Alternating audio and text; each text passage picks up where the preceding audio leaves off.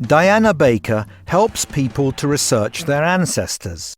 She's here to talk to us about names and what they can tell us about our past. Thank you. All surnames have a history, and they can show us where our ancestors were from, what work they did, or something distinctive about their appearance. OK, let's go back to the beginning. When did we start using surnames and why? Over 3,000 years ago in China, people began using family names so that the government could accurately measure the size of the population. In Europe, last names didn't become common until much later, at least the Middle Ages. The fact is, most people lived in small villages and knew who everyone was. They could identify each other by their first names, and if further clarification was required, they would add an identifying description, such as the butcher or a distinguishing feature, for example, with the long beard. Over time, these became surnames. Also, as people began to travel further and further away from their small, close communities, the use of surnames became necessary. What are the origins of European surnames? There are many sources. Patronymic surnames were passed down from the father's name. In English, these were often formed with the ending son. For example, the surname Williamson is literally translated as son of William.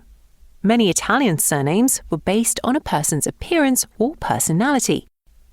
For example, the last name Bianchi described someone with white hair or a pale face. Gentile described someone who was kind. Other surnames come from occupations. The most common English surname of all, Smith, indicates that an ancestor worked as a blacksmith, making and repairing things in metal. The Italian version is Ferrari, like the famous car maker.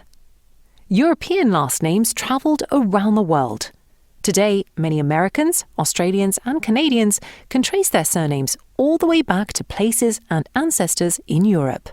Some names, however, have been lost. How did that happen?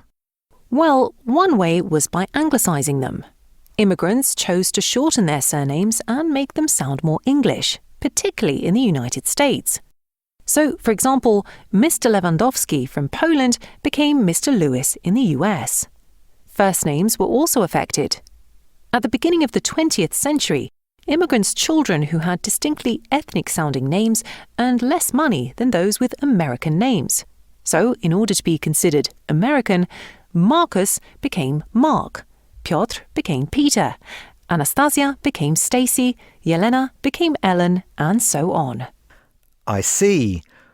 What can you tell me about my name? Because my name